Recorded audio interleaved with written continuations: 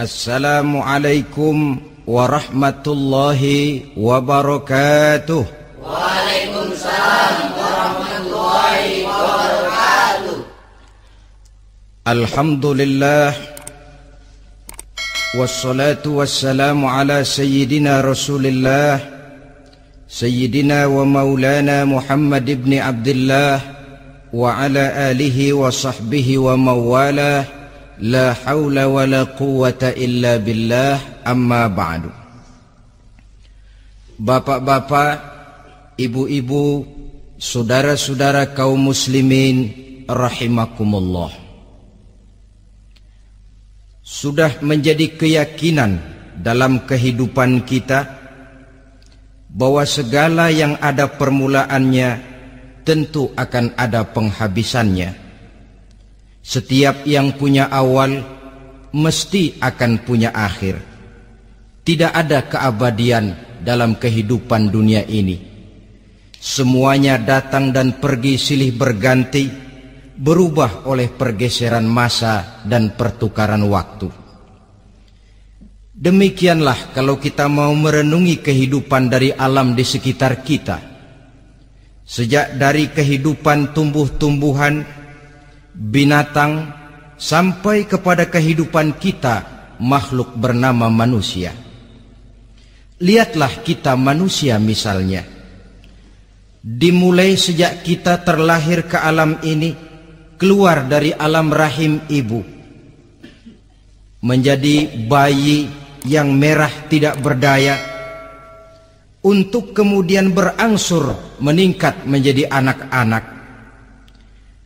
Dari kehidupan anak-anak berubah lagi kita menjadi remaja dengan segala keceriaan dan kelincahannya, dan dari masa remaja naik lagi kita memasuki usia dewasa, untuk kemudian berangsur memasuki hari tua. Lalu setelah kita memasuki hari tua, sehari, seminggu, sebulan, setahun, sampailah kita kepada batas waktu yang telah ditentukan oleh Allah, yang dinamakan ajal, dan bertemulah kita dengan yang disebut maut. Ini merupakan kepastian dalam kehidupan. Kalau saja kita mau merenung perubahan-perubahan yang terjadi pada diri kita, seharusnya membuat kita insaf dan sadar. Di kala remaja kita begitu lincah, punya rambut yang hitam ikal berderai, punya lesung di pipit, punya senyum yang indah menawan setiap orang yang melihat, punya kulit yang kencang dan bersih. Manakala kita memasuki hari tua, perubahan frontal pun terjadi.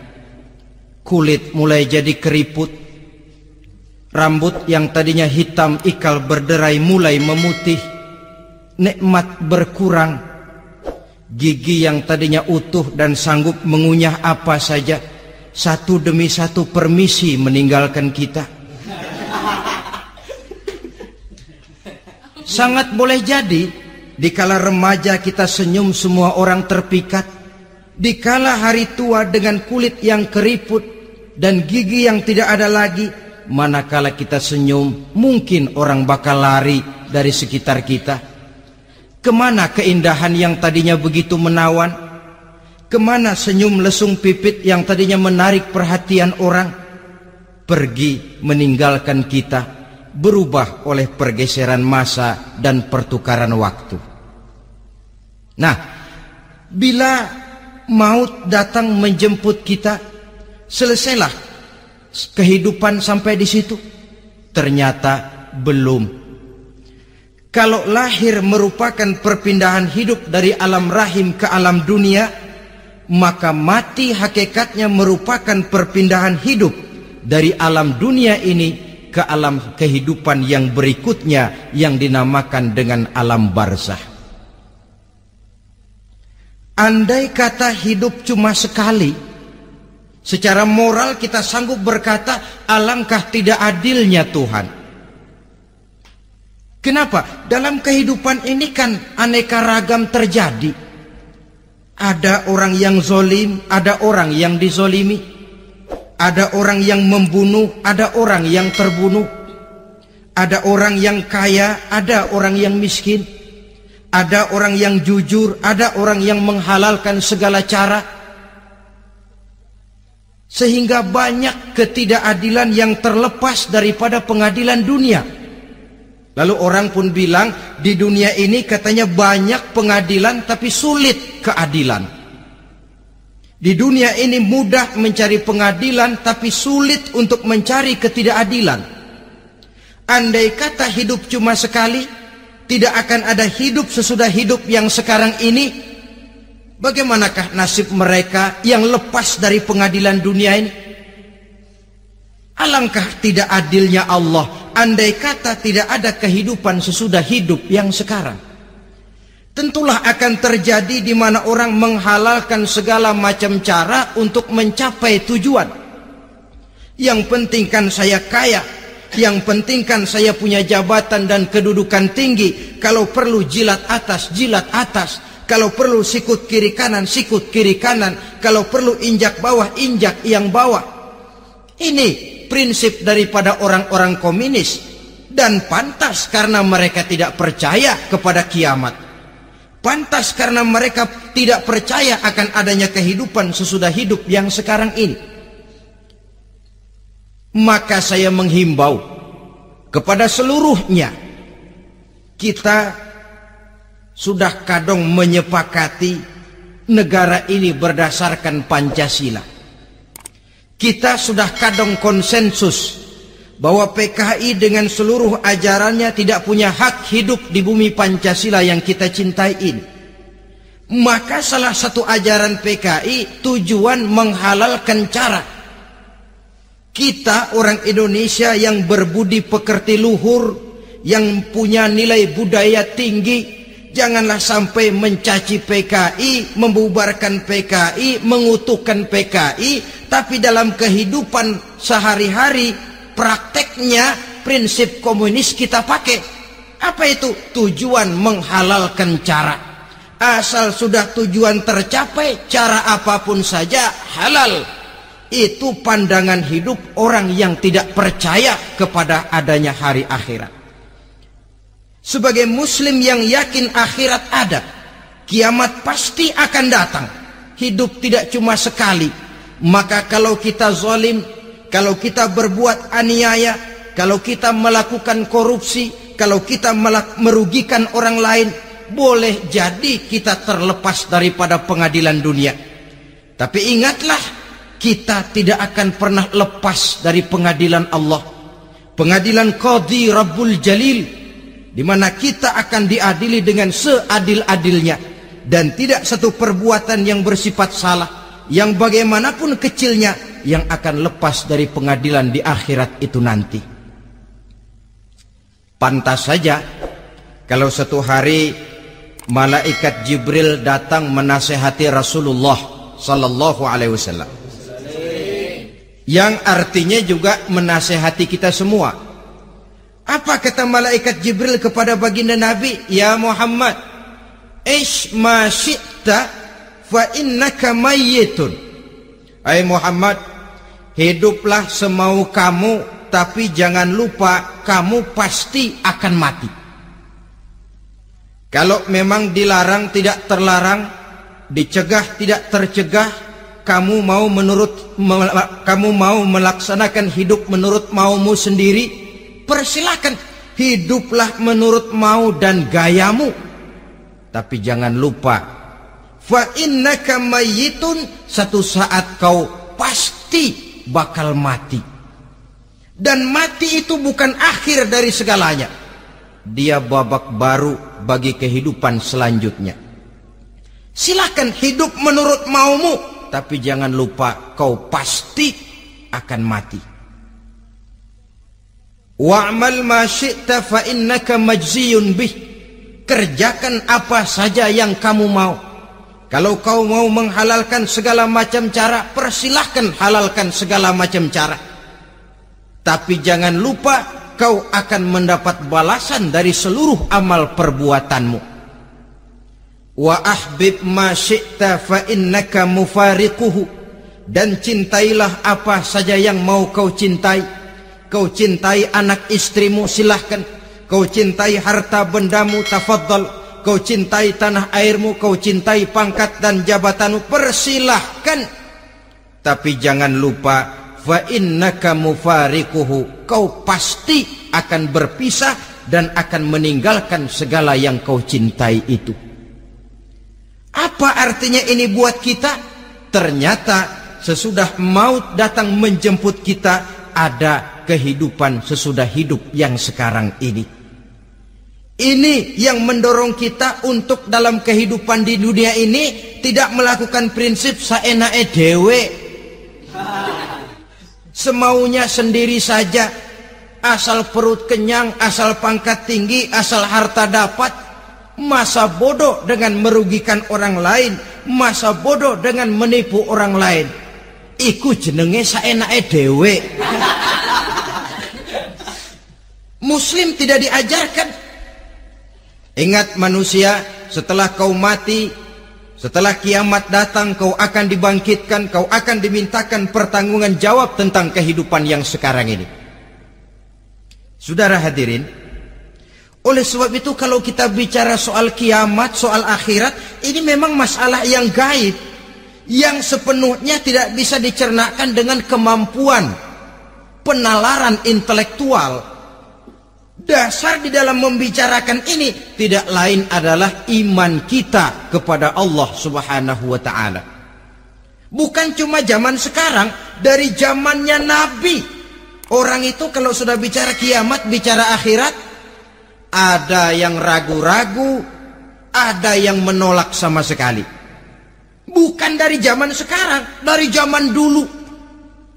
Pernah kok satu saat Rasulullah itu dakwah, menceritakan, saudara-saudara, akan terjadi kiamat di mana Allah akan membangkitkan manusia dari kuburnya untuk memintakan pertanggungan jawab.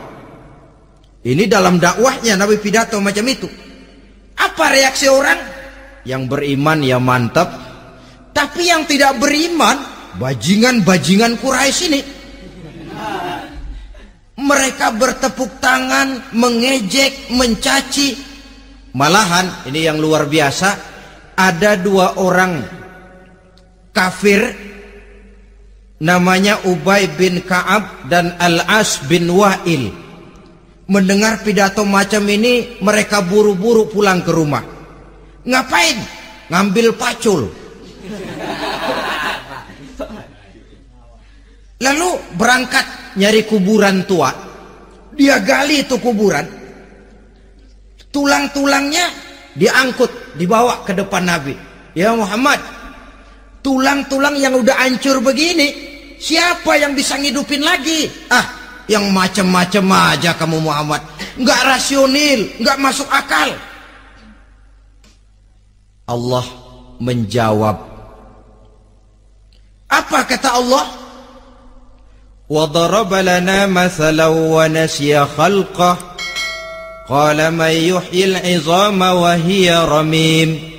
Qul yuhyiha alladhi ansha'aha awwala marrah wa huwa bikulli khalqin 'alim. Mereka memberikan perumpamaan kepada kami, kata Allah. Mereka melupakan asal kejadiannya. Mereka bertanya, siapa yang sanggup menghidupkan tulang belulang yang sudah hancur kayak begini? Qul yuhyiha alladhi ansha'aha awwala marrah.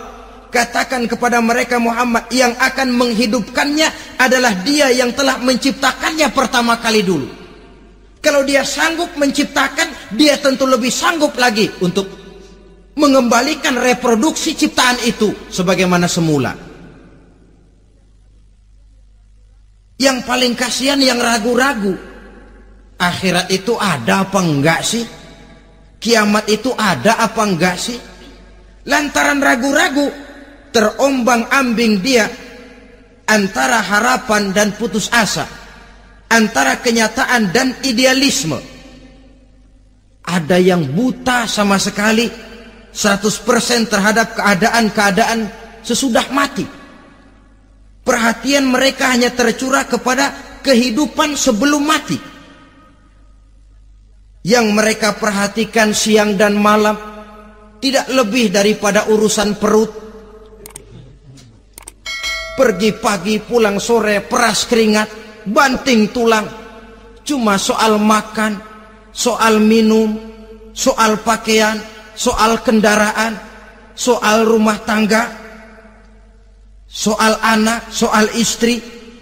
Yang mereka pentingkan hanya soal-soal politik misalnya, ekonomi, pembangunan dan industri. Untuk soal-soal kayak begitu giat betul, habis seluruh waktu untuk memikirkan, meningkatkan kebudayaan, politik, sosial, ekonomi. Kadang-kadang kurang tidur, kurang istirahat, berkeliaran ke sana kemari ke tempat yang jauh-jauh. Sampai-sampai kadang-kadang terkena stres, penyakit darah tinggi, ginjal, lever, untuk memikirkan hal-hal yang semata-mata karena dunia saja. Lantas boleh jadi mereka mendapatkan kekayaan yang berlimpah ruah, mendapatkan kedudukan yang tinggi, nama yang semerbak, dikenal orang di barat dan di timur, di utara dan di selatan.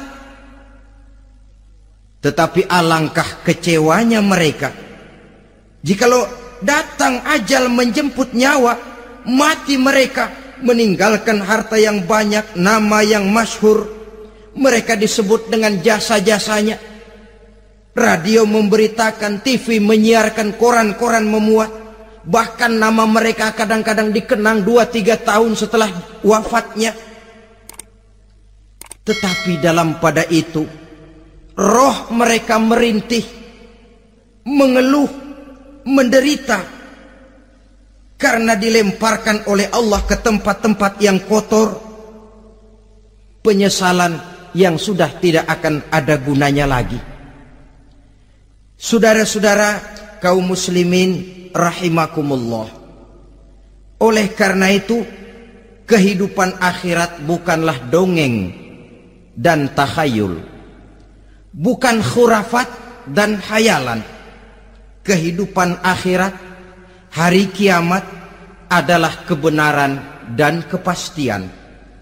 Dalam surah Al-Hajj ayat ke-7, Allah Subhanahu wa taala menyatakan, wa anna as-sa'ata atiyatun la raiba fiha wa anna Allah yab'atsu man fil qubur. Dan bahwasanya kiamat itu sesungguhnya adalah sesuatu yang pasti dan tidak ada keraguan-raguan lagi di dalamnya. Dan bahwasanya Allah sungguh-sungguh akan membangkitkan manusia dari kuburnya masing-masing. Nah, kalau kita sudah yakin kiamat sesuatu yang pasti adanya, akhirat sesuatu yang pasti adanya, dari mana pembicaraan tentang kiamat ini kita mulai? Tentu dari diri kita. Marilah kita mencoba melihat proses perjalanan hidup ini sampai kita memasuki kiamat. Hadirin, tidak ada makhluk secantik manusia. Tidak percaya, pernah ke Ragunan? Nah, saudara masuk ke kebun binatang, segala macam makhluk ada di situ, ratusan macam jenis binatang. Bandingkan dengan saudara, kira-kira cakep mana?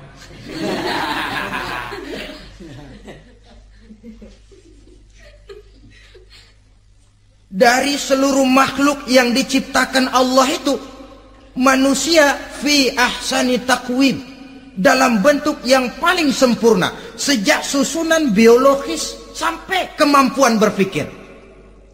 Biologis kita ya Allah, diciptakan kita begini rupa, diberikan 2 kaki untuk berjalan, 2 tangan untuk bekerja, diberikan 2 mata, dua-duanya di depan. Pernah saudara mikir kalau mata kita yang satu di depan, yang satu di belakang?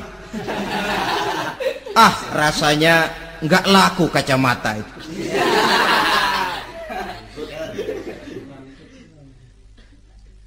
Diberikan hidung dengan 2 lubang, tahu betul Allah ke bawah lagi lubangnya. Coba pikir kalau lubang hidung kita menghadap ke atas. Aduh, kalau musim hujan repot jagain hidung. Laqad khalaqnal insana fi ahsani taqwim. Sungguh telah kami ciptakan manusia dalam bentuk kejadian yang paling sempurna ketimbang makhluk-makhluk Allah lainnya. Nah, kesempurnaan manusia ini oleh karena hidupnya terdiri dari 2 unsur pokok. Pertama unsur jasmani dan kedua unsur rohani. Jasad dan roh. Jasad yang terlihat sekarang ini, potongan saudara yang ngejedok di depan saya ini jasad saudara. Ini yang berasal dari sari pati makanan yang dimakan oleh bapak ibu kita. Lalu hasil kerjasama yang baik antara ibu dengan bapak, terwujudlah kita. Kalimat langsungnya jasad ini berasal dari tanah yang tadi berubah dari bayi, remaja, dewasa, meningkat hari tua. Yang berubah itu jasmani kita. Kenapa? Karena jasmani itu materi, benda, daya tahannya terbatas. Dia berubah oleh pergeseran masa dan pertukaran waktu. Apa ada orang makin tua makin cakep? Jasmani oleh karena dia materi, dia berubah oleh pergeseran masa dan pertukaran waktu. Nah, yang menyebabkan jasmani itu bergerak karena ada roh di dalamnya. Ini yang menyebabkan kehidupan. Ini yang menjadi sumber kehidupan, pusat kesadaran dan pengertian dalam kehidupan manusia. Tanpa roh dalam diri kita, maka jasad kita. Pernah lihat orang mati? Nah, itu kalau orang mati, coba perhatikan. Apanya yang kurang? Kupingnya masih ada, tapi sudah tidak sanggup mendengar. Matanya masih lengkap, tapi tidak mampu melihat. Jangankan melihat, terbuka saja tidak. Mulutnya masih ada, tapi sudah tidak bicara lagi. Telinganya cukup, tapi sudah tidak sanggup mendengar. Kakinya lengkap, tapi tidak mampu lagi berjalan. Apa penyebabnya itu?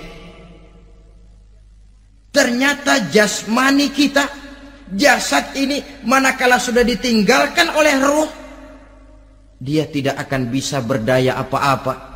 Tidak mampu berjalan, tidak pula berbuat, tidak pula bekerja apapun saja. Saudara-saudara, dua-duanya punya kebutuhan. Jasmani ada kebutuhannya, rohani pun ada kebutuhannya. Jasmani yang jelas perlu makan, perlu minum, perlu tidur, perlu pakaian, dan sebagainya. Nah, apabila saat berpisah datang, ajal sampai, berpisahlah roh dan jasad. Dan itulah yang dinamakan dengan maut.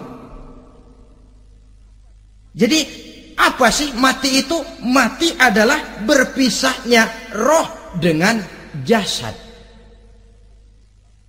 Sebab itu Islam sangat menganjurkan kita untuk banyak-banyak mengingat mati.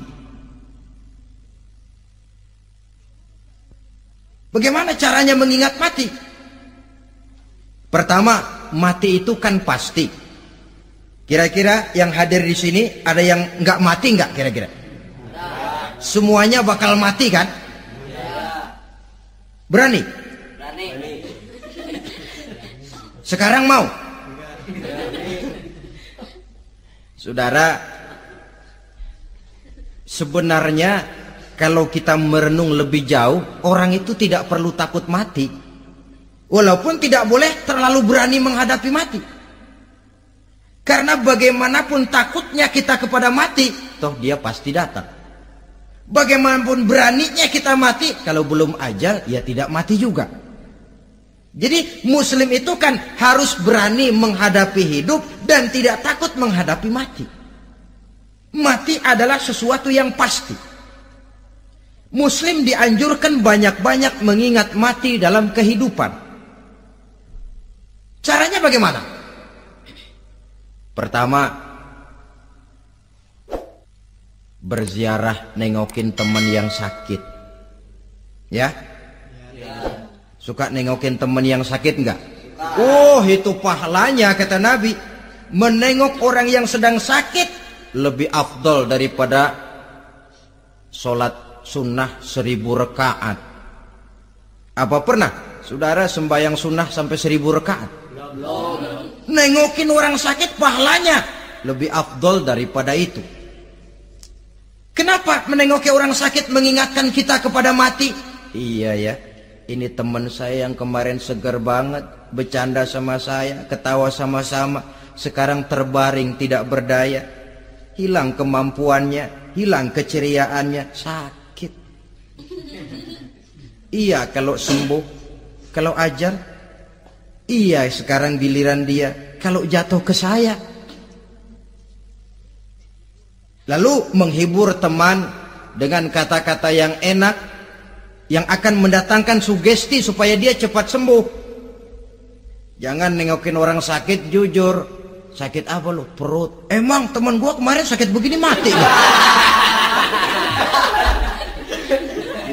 Wah, itu orang bisa jadi shock lantaran etika kita tidak akan sampai ke sana. Menjenguk orang sakit akan mengingatkan kita kepada mati. Apalagi ziarah kubur. Ada yang orang tuanya sudah meninggal? Kalau ada, ya tidak bisa tiap hari, sekurang-kurangnya seminggu sekali. Jumat pagi misalnya, ziarah kita ke kubur. Sehingga kalau kita masuk kubur kan ada etikanya. Assalamualaikum ya ahlal kubur wa inna insyaallahu bikum lahikun. Hai penduduk kubur, keselamatan bagi kamu dan kami yang masih hidup sekarang ini insyaallah pasti bakal nyusul kamu. Iya, yang kemarin gagah benar sekarang terbaring tanpa daya. Ini unggukan kuburannya. Yang kemarin ada sekarang sudah tidak ada. Kemana dia? Kami satu saat pasti akan begini. Ingat mati. Lalu apalagi yang bisa membuat kita ingat kepada mati? Mengawal jenazah. Bukankah sangat dianjurkan oleh agama? Bahkan kalau bisa sejak mengurusnya, memandikannya, mengkafankannya, menyolatkannya untuk kemudian mengantarnya ke kubur. Hari ini saya antar dia ke kubur, besok boleh jadi saya yang diantar orang. Hari ini saya solatkan dia, besok boleh jadi saya yang disolatkan orang. Hari ini saya masukkan dia ke liang lahat, besok mungkin giliran saya dimasukkan orang ke liang lahat. Ingat mati, tumbuh kesadaran. Lalu daya positifnya dalam kehidupan apa? Nah, saudara-saudara hadirin, orang yang mengingat mati bukan lantas menjadi lemah dalam kehidupan, menjadi putus asa, sedikit semangat, terbentur kesulitan, mudah frustasi. Bukan itu tujuannya kita diperintah mengingat mati. Jelasnya Islam menganjurkan kita untuk mengingat mati guna maksud-maksud yang positif, supaya orang lalu sadar hidup ini cuma sebentar. Maka mumpung hidup, nah ini mumpung, tapi mumpung yang baik. Mumpung hidup, maka hidup yang singkat ini harus saya pergunakan dengan sebaik-baiknya, melakukan kebajikan yang sebanyak-banyaknya, menjauhkan rasa malas, menunggu keajaiban yang datang dari langit, berleha-leha, bermain-main, sementara maut kalau dia datang tidak pernah main-main.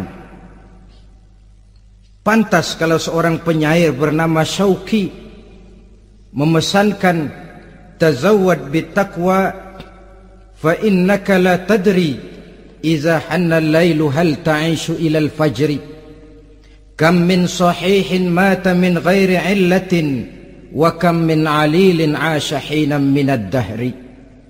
Persiapkan dirimu dengan takwa, sebab kamu tidak tahu apabila malam datang kamu masih bisa hidup apa enggak besok pagi.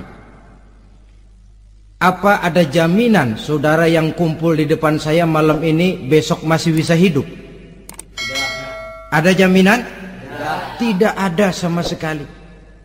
Kam min sahihin mata min ghairi illatin. Berapa banyak orang sehat mati nggak pakai sakit lagi. Sebabnya kadang-kadang ringan saja. Ada yang cuma jatuh di kamar mandi mati. Ada yang cuma ketiban pensil. Iya, kalau ketiban pensil 3 peti masa nggak mati. Ta'addadatil asbab wal mautu wahid. Sebabnya boleh jadi macam-macam, tapi mati satu juga, yaitu mati. Dia seperti kelapa yang terlalu tua jatuh ke bawah, yang kembang baru keluar pun jatuh ke bawah. Itulah mati. Dia datang menjemput yang bayi, dia datang mengambil yang anak-anak, dia datang juga kepada yang remaja, kepada yang dewasa, kepada yang tua sekalipun. Jangan yang remaja lalu berpikir, gua rasanya masih jauh banget mau mati. Ini sesuatu yang pasti yang kita tidak pernah diberitahu kapannya. Kalau dikasih tahu kapannya kan kita bisa, umpama malaikat maut datang ke rumah saya, saudara Zainuddin kau mati 80 tahun lagi. Wah, saya kan berhitung, masih lama, poya-poya aja dulu Tapi ini tidak pernah diberitahu kepada kita. Lantaran tidak diberitahu itulah kita perlu bersiap-siap dengan selalu mengingat-ingat mati yang mendorong kita untuk berbuat positif. Satu contoh peringatan mati yang mendatangkan positif pada peristiwa ketika turun perintah hijrah. Ketika di Mekah sudah terpepet turun perintah hijrah. Ini sahabat yang berangkat hijrah, jangan dikira semua bulat hati. Ada yang mikir, kalau saya hijrah berangkat dari Mekah ke Madinah, nanti di tengah jalan dicegat oleh kafir Quraisy lalu dibunuh, mati saya. Takut mati. Allah peringatkan, kullu nafsin za'iqatul maut. Kamu disuruh hijrah saja takut mati, padahal kamu tahu semua yang hidup bakalan mati. Diam saja di Mekah mati, hijrah ke Madinah pun akan mati. Mendengar ayat ini, Sayyidina Umar bin Khattab seperti dibakar semangatnya. Kalau sebagian sahabat hijrah sembunyi-sembunyi, beliau mau hijrah itu malah bajingan Quraisy dikumpulkan dekat Ka'bah. Pidato, ya ma'syarah Quraisy, dedengkot Quraisy, dengerin. Besok pagi yang namanya Umar bin Khattab mau hijrah dari Mekah ke Madinah. Siapa yang kepengen kepalanya berpisah dengan badannya, persilahkan cegat Umar di jalanan. Besok dengan tenang dia berangkat hijrah, gak ada yang berani nyegat. Tuh Quraisy juga barangkali mikir, gue ngapain nyegat penyakit. Begitu ingat mati, timbul semangat juang, timbul semangat berbuat. Ini ingat mati yang positif, bukan yang melemahkan semangat. Dah jangan kerja rajin-rajin dah, lu bakalan mati. Ini ingat mati yang salah pasang. Ingat mati seharusnya mendorong manusia untuk berbuat lebih tekun. Allah memberikan peringatan, qul innal mauta allazi tafirruna minhu fa innahu mulaqikum. Katakan, maut yang kamu akan melarikan diri daripadanya, yang kamu takuti benar dia pasti akan datang menjemput kamu. Saudara-saudara hadirin yang saya hormati, datangnya memang tidak kita harapkan yang namanya maut. Tapi sekali dia datang, tidak ada pintu tempat kita lari. Dia memang tidak pernah kita undang. Tapi sekali dia datang, mengetok pintu, kekuatan apa yang bisa menolak? Dia sebuah tanda seru dalam kehidupan. Apa yang menyebabkan orang takut mati? Pertama barangkali karena dia tidak tahu bagaimana kehidupan sesudah mati. Alam kubur gelap, alam akhirat gelap, sehingga dia bingung. Lantaran bingung lalu jadi takut. Yang kedua boleh jadi oleh bayangan-bayangan dosa yang pernah dia kerjakan di dunia ini. Kerjanya cuma menumpuk dosa. Dia gembira, bahagia, tertawa di atas tumpukan dosanya. Merasa segan berpisah dengan seluruh kehidupan ini. Sehingga boleh jadi maut adalah sesuatu yang ditakutkannya benar dalam kehidupan. Tapi bagaimanapun takutnya, tidak ada tempat lari dari dia. Dalam ayat lain Allah jelaskan, Aynama takunu yudrikumul mautu walau kuntum fi burujim musayyadah. Di mana saja kamu berada, dalam benteng yang paling tangguh sekalipun, maut pasti akan datang menjemput kamu. Nah, bagaimana caranya maut datang menjemput kita? Bila datang dia, sang malaikat pencabut nyawa, malaikat Israel namanya, hendak mengambil ruh kita. Dalam suasana macam begitu, di akhir kehidupan dunia, dalam berhadapan dengan sakaratul maut, terbagilah manusia dalam dua bagian besar. Pertama, yang menghadapi sakaratul maut itu dengan husnul khatimah, baik di akhirnya, sehingga pada saat ruhnya berpisah dengan jasadnya, kelihatan dia seperti senyum, mukanya cerah. Bahkan sebelum itu boleh jadi dia sempat meninggalkan pesan-pesan yang baik. Ada yang sempat azan, ada yang sempat baca Quran. Pernah kan nemui orang yang mau mati seperti itu? Yang sempat azan, yang sempat baca Quran, yang sempat meninggalkan wasiat-wasiat yang baik. Sebab apa? Malaikat maut datang menjemput mereka juga dengan baik-baik. Dicabut ruhnya perlahan-lahan, tapi sungguh pun perlahan-lahan. Pedihnya, sakitnya tetap tiada tara. Rasulullah Sallallahu Alaihi Wasallam, dikala beliau hendak berhadapan dengan sakaratul maut, diceritakan mencelupkan tangannya ke dalam gelas berisi air, lalu mengusapkannya ke muka beliau seraya berdoa, Ya Allah, mudahkan saya dalam menghadapi sekarat ini. Beliau juga yang mengatakan bahwa sakitnya sakaratul maut sama dengan 300 kali bacokan pedang. Sehingga kita diajarkan doa. Di antara doa selamat itu kan ada Allahumma hawwin alaina fi sakaratil. Ya Allah, mudahkan saya di dalam menghadapi sakaratul maut itu. Ketika ruh ini keluar dari jasad, mata masih mengikuti ruh itu.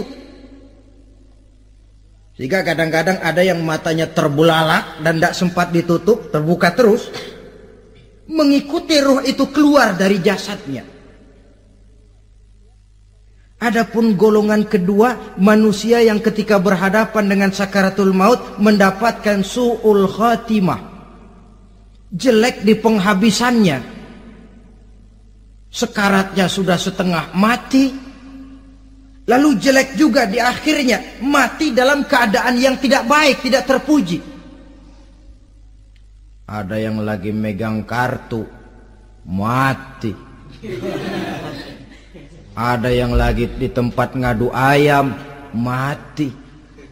Ada yang lagi di tempat pelacuran, mati.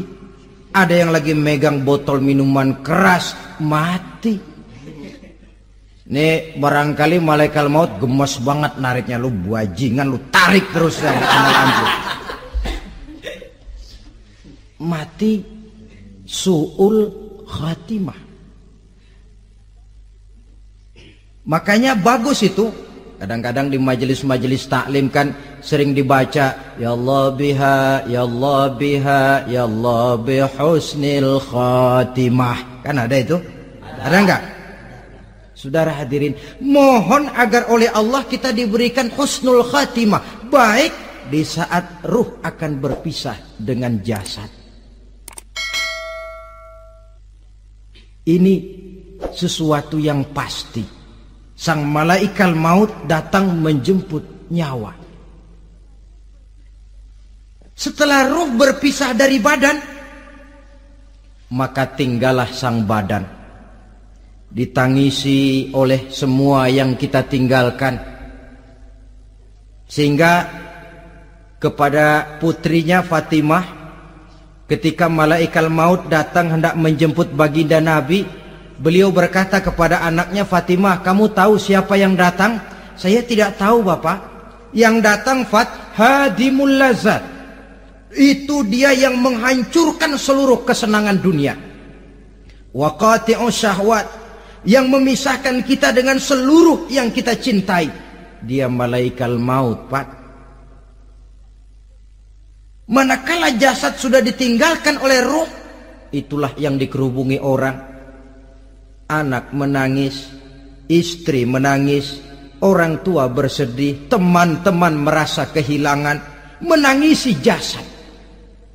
Diuruslah jasad kita, dimandikan sebagaimana mestinya, dikafankan dengan kain putih 3 lembar, itu yang hendak kita bawa kembali ke tempat asal kita.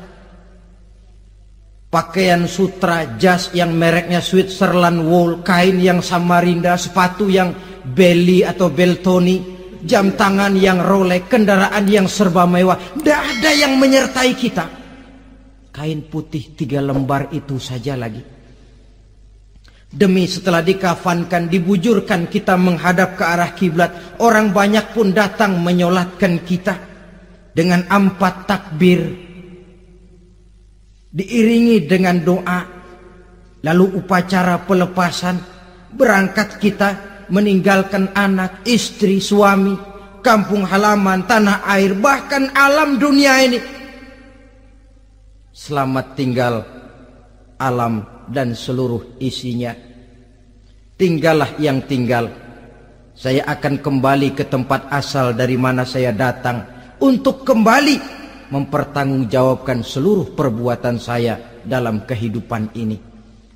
Manakala upacara pelepasan selesailah sudah, dimasukkan kita ke keranda jenazah, digotong orang, bismillah wa ala millati rasulillah, dibawa ke tempat peristirahatan terakhir katanya. Padahal dulu kalau mau kita istirahat, ke villa lah kita, ke Bali lah kita, ke Hong Kong lah kita, ke tempat-tempat tamasya yang indah. Oh, rupanya akan sampai juga perjalanan menuju tempat peristirahatan terakhir, yang luasnya tidak akan lebih dari 2 kali 1 meter. Diusung orang kita, diantarkan orang banyak.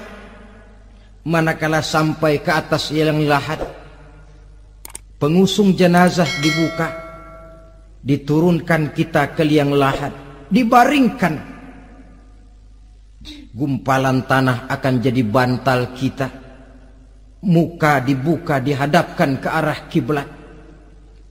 Setelah itu ditutup liang lahat kita dengan kayu. Masih belum kurang, diuruk dengan tanah.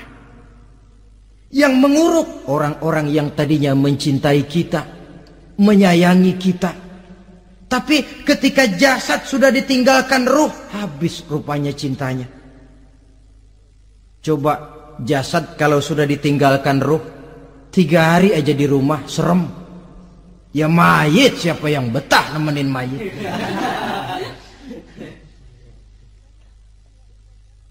Lalu bila upacara pemakaman selesai, maka berusahalah semuanya. Para pengantar akan kembali ke rumahnya masing-masing. Maka masuk kita ke alam kehidupan, yaitu yang disebut alam barzah atau alam kubur. Apa selesai hidup sampai di situ? Tidak. Hanya beberapa langkah setelah yang mengantar kita pulang. Diriwayatkan dalam hadis Bukhari dan Muslim, bila seseorang sudah diletakkan di kuburnya, lalu yang mengantar kembali pulang, maka roh si mayit akan dapat mendengar bunyi terompah orang yang pulang itu. Bunyi terompahnya terdengar. Datang dua malaikat menanyakan dia dengan pertanyaan-pertanyaan yang kalau bisa dijawab dengan betul. Dua malaikat yang bernama Munkar Nakir akan bilang, jawabanmu betul. Tenanglah kau di sini, naumatal arus. Tidurlah kau di sini seperti tidurnya pengantin. Orang yang baik-baik di alam kuburnya akan mendapat nikmat kubur. Sehingga masa penantian yang lama, sebab jangan lupa, kita masuk ke kubur itu kan menunggu sampai datangnya hari kiamat. Jadi kalau kiamat umpama masih 1000 tahun lagi, ya 1000 tahun kita menunggu. Orang yang baik-baik penantian di alam kubur, kata malaikat, naumatal arus, tidurlah kamu seperti tidurnya pengantin. Bagaimana sih tidurnya pengantin? Nggak berasa. Iya, kata anak sekarang, endah aja udah. Begitu mendusin pagi, kata lakinya, malam sebentar bener ya Neng. Sebentar betul katanya malam. Iya tentu saja tidak terasa. Kenapa? Dia tidak pernah memikirkan waktu. Terbawa oleh kenikmatan dan kelezatan yang dirasakannya dalam kehidupan.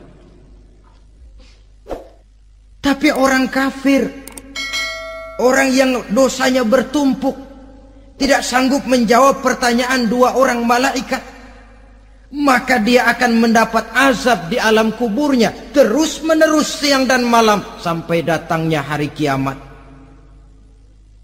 Ibarat maling ayam ketangkep, belum masuk pengadilan udah digebugin duluan.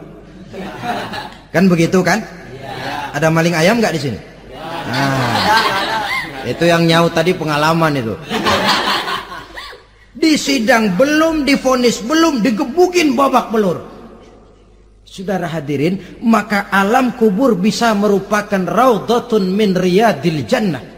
Taman di antara taman-taman surga, pun juga bisa merupakan hufratun min hufarin niran, menjadi liang daripada neraka.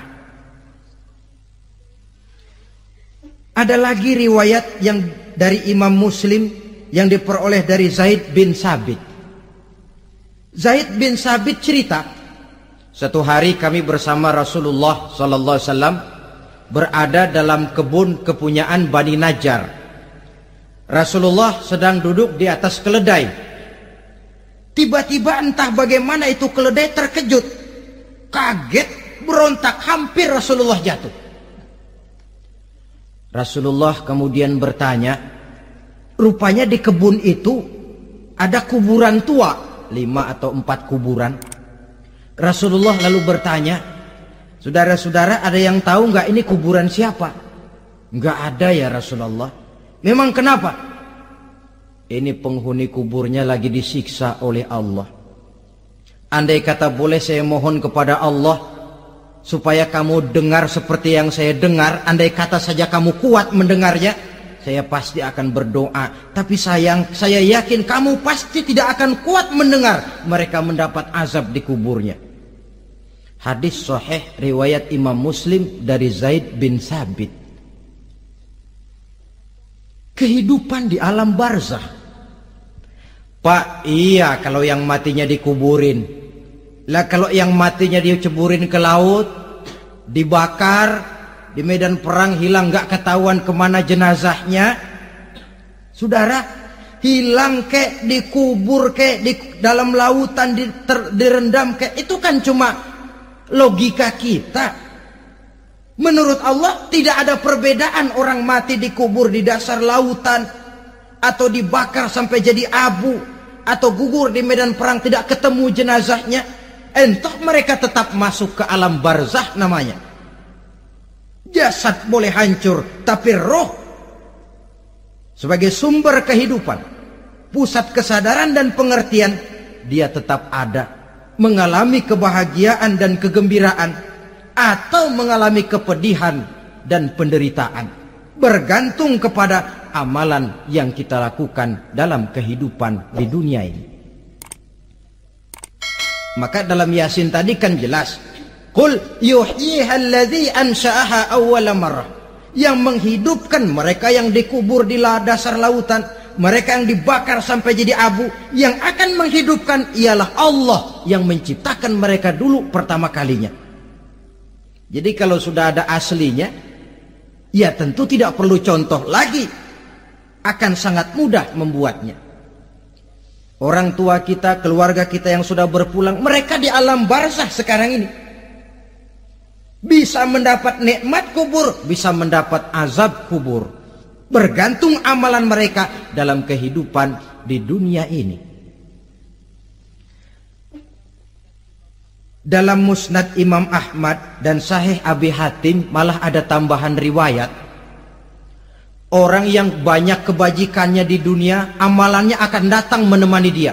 Sholatnya dekat kepalanya, puasa sebelah kanan, zakat sebelah kiri, menghibur dia.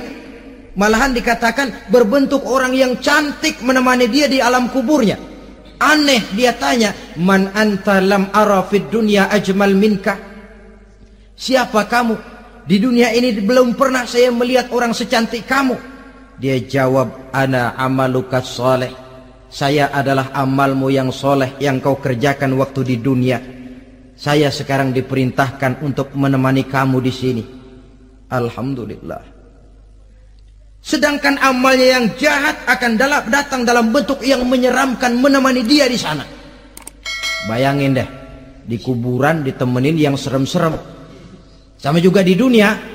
Di dunia, kalau kita di tempat gelap ditemenin orang cakep, enak nggak? Enak. Wah, pengalaman. Tapi coba bayangin, sudah tempatnya gelap, yang nemenin jelek nggak ketulungan, gerah kita. Nah, saudara hadirin yang saya hormati, lalu bagaimana tempat arwah-arwah yang sudah kembali menghadap Allah yang disebut mustaqarrul arwah itu? Macam-macam tingkatannya sesuai dengan profesi dan amalannya waktu di dunia. Ada roh-roh itu yang setelah pisah dengan jasad, artinya mati, ditempatkan di tempat yang disebut a'la iliyin, tempat yang tertinggi. Siapa ini? Arwahnya para nabi dan para rasul. Ini fi a'la iliyin, di tempat yang tertinggi. Arwahnya para nabi, arwahnya para rasul. Dan karena kita bukan nabi, bukan rasul, ya jangan mimpi dapat tempat fi a'la iliyin. Kecuali kalau Allah menghendaki, itu hak prerogatif Allah. Tapi kan tidak adil kalau Allah melakukan itu. Ini kelompok roh-roh yang masuk golongan VIP. Wah, the first class. Para nabi, para rasul. Lalu ada pula roh-roh itu yang setelah pisah dengan jasadnya diumpamakan seperti burung-burung hijau yang berterbangan di perkebun-kebunan surga. Roh siapa mereka ini? Rohnya para syuhada, orang-orang yang mati syahid gugur membela agama. Nah, ini bedanya orang mati syahid dengan pahlawan, ya. Apa bedanya syuhada dengan pahlawan? Kalau syuhada, orang yang gugur membela agama, niatnya karena Allah, mati syahid. Kalau pahlawan, orang yang gugur membela negara, orang yang dianggap berjasa kepada pemerintah. Klimaksnya, kalau orang mati syahid jelas surga, tapi pahlawan belum tentu surga. Kenapa? Bergantung kepada negara macam apa yang dibelanya dan pemerintah model mana yang dibelanya. Di negara-negara komunis misalnya, banyak nggak pahlawan? Banyak. Dengan sekian tanda jasa yang mati di medan perang dan sebagainya. Kira-kira pahlawan komunis masuk surga enggak? Ya, kalau pahlawan komunis masuk surga, kita enggak kebagian kapling di surga barangkali. Inilah bedanya pahlawan dengan orang mati syahid. Kemudian ada pula roh itu yang tertahan di pintu surga. Tertahan di pintu surga. Ini seperti tadi, orang yang mati syahid tapi masih ada kaitan di dunia.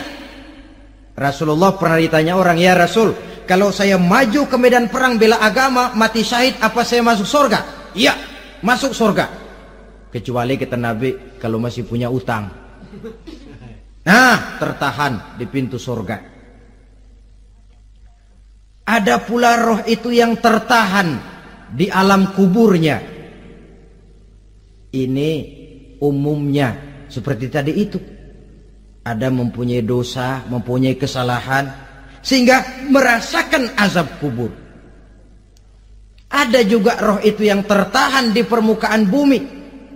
Mereka yang dalam hidup selalu menumpuk dosa-dosa yang besar, meninggal sebelum keburu untuk bertaubat. Saudara hadirin yang saya hormati, inilah yang kita khawatirkan.